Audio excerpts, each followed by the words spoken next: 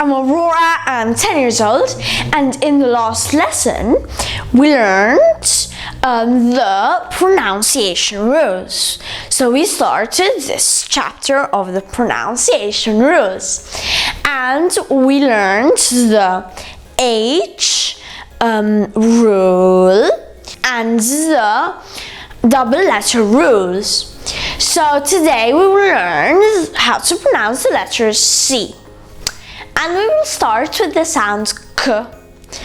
So we have the sounds K when the C is followed by A, like casa, house, O, like coltello, knife, or U, like cuore, heart.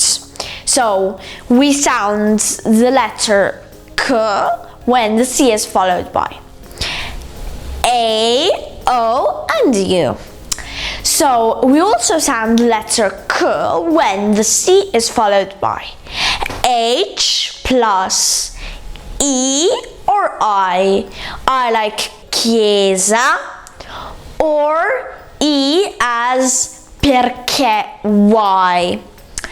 So we learned that the C, when the C is followed by A, O, and U, it sounds K. And when the C is followed by H, E, or I, it sounds like K.